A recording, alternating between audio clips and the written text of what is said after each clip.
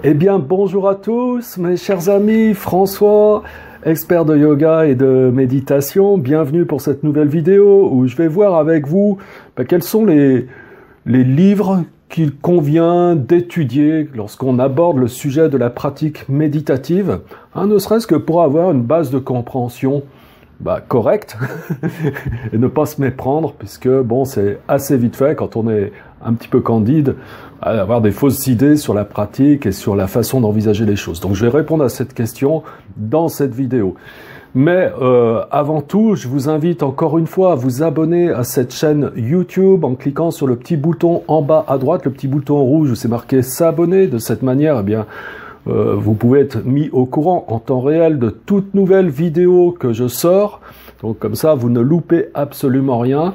Donc vous pouvez recevoir ça librement et gratuitement et de cette manière bâtir jour après jour une philosophie de vie vraiment solide qui vous permette d'être plus heureux, de diffuser plus de bonheur autour de vous. Donc cliquez maintenant sur le bouton s'abonner si ce n'est pas encore déjà fait. Ok. Donc quels sont les livres qu'il convient d'étudier lorsqu'on aborde le sujet de la pratique méditative? Alors c'est très simple, moi je suis assez partisan de vous conseiller un livre dont je vais vous parler tout de suite et qui permet de reconsidérer complètement ce qu'est la vie. Et très souvent, ce qu'on oppose à la vie, tout simplement, c'est la mort. C'est comme si c'était deux choses opposées, deux choses complètement différentes. Et dans ce livre, eh bien, ça nous permet de reconsidérer un petit peu ça et de considérer qu'au contraire, la mort n'est pas opposée à la vie, mais elle fait partie de la vie. Et c'est très réconfortant d'ailleurs quand on développe cette vision de mieux comprendre ce qu'est la vie et comment la mort fait partie intégrante de la vie et comment au final, eh bien, la mort n'existe pas vraiment. Alors ça peut sembler surprenant quand on parle comme ça, mais bon, en même temps c'est une bonne nouvelle parce que vous pouvez vous dire vous allez apprendre quelque chose de nouveau ou en tout cas pouvoir porter un regard nouveau sur les choses. C'est bien ça aussi l'intérêt de l'apprentissage et en l'occurrence là oui c'est vraiment très très intéressant de poser là-dessus. Alors moi je vous conseille de lire ce livre. Alors là c'est un peu à l'envers donc vous n'avez pas les lettres dans le bon sens. Mais alors je vais vous mettre le lien en dessous avec les coordonnées du livre, ne vous inquiétez pas. Il s'agit de Il n'y a ni mort ni peur de l'auteur Thich Nhat Hanh qui est un grand moine bouddhiste internationalement connu et ce livre est remarquable.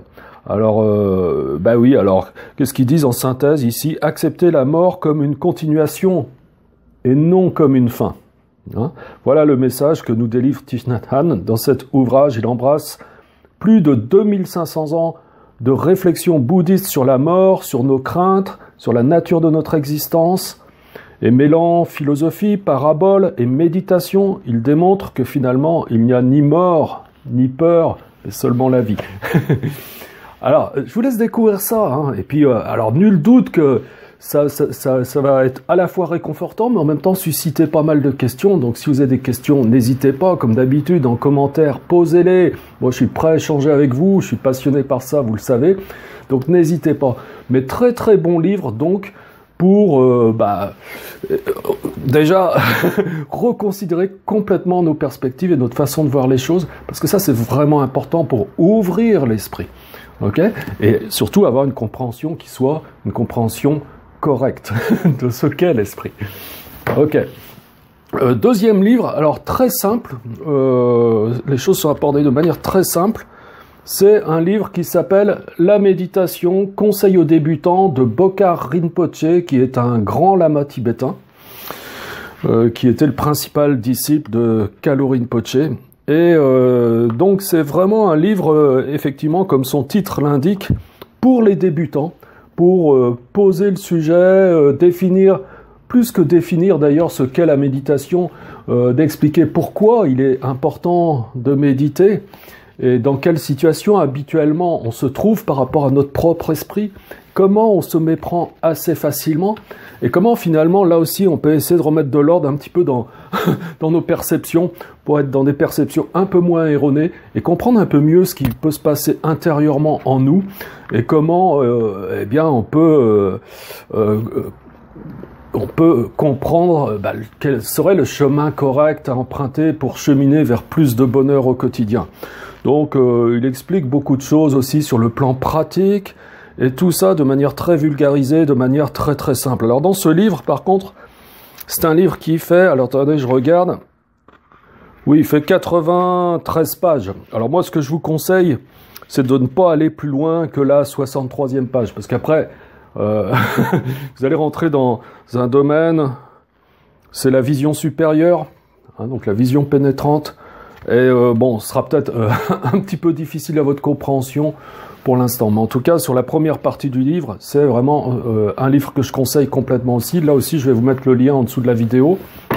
Et puis enfin, je vais pas faire toute une toute une bibliographie, j'en ai choisi un troisième, simplement un troisième, et qui est très très complet. J'estime que c'est un chef-d'œuvre aussi sur le sujet, c'est L'art de la méditation de Matthieu Ricard. Hein, L'art de la méditation de Matthieu Ricard. Je vous mets le lien, encore une fois, en dessous de cette vidéo aussi. Alors, c'est peut-être le livre le moins épais que Matthieu Ricard ait fait.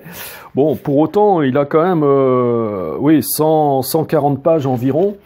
Et il aborde tout ce qu'il y a besoin d'aborder pour comprendre la méditation, la pratique méditative, pourquoi méditer, sur quel support, comment s'y prendre. Et c'est un livre très accessible qui vous initie concrètement à la pratique méditative.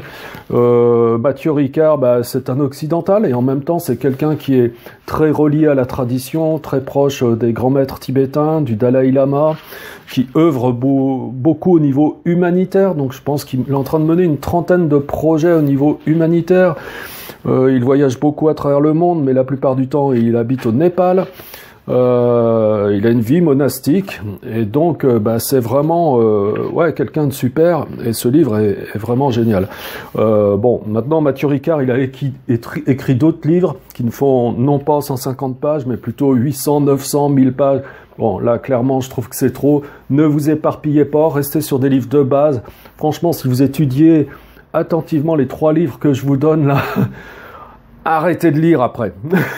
Allez plutôt faire un cycle de formation 2 mois pour une vie nouvelle pour vraiment approfondir, rentrer dans la pratique, parce que c'est pas seulement en lisant que vous allez pouvoir développer l'expérience. Hein. De la même façon que si vous faites des études de médecine, si vous êtes seulement dans les bouquins, mais que vous commencez pas à exercer concrètement avec des malades en face de vous, ça suffira pas pour développer votre expérience de médecin. Donc là, c'est exactement la même chose.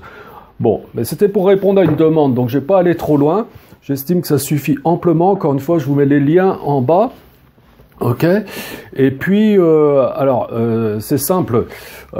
Si vous avez aimé cette vidéo, vous cliquez sur j'aime. Surtout, alors, si vous voulez contribuer à ce que je fais, eh bien, soyez avec moi pour qu'on puisse faire tout ça ensemble et partager cette vidéo auprès de vos réseaux sociaux. Et voilà, que tout le monde puisse en profiter, parce que bon, si vous êtes intéressé à ce sujet, nul doute qu'autour de vous, vous avez des gens qui sont intéressés au sujet de la méditation aussi. Donc soyez avec moi. Et puis, comme je vous l'avais dit, je vous propose aussi une méthode de méditation en téléchargement libre que vous pouvez avoir accès gratuitement là maintenant en cliquant sur un lien que je fais apparaître en ce moment. De cette manière, donc vous êtes redirigé sur une page, vous pouvez rentrer votre prénom, votre adresse email et derrière vous avez un accès direct à cette méditation que je vous offre en accès libre. Voilà. En tout cas, oui, j'espère que vous avez aimé cette vidéo et puis j'espère vous retrouver bientôt pour une prochaine vidéo. À bientôt mes amis, au revoir.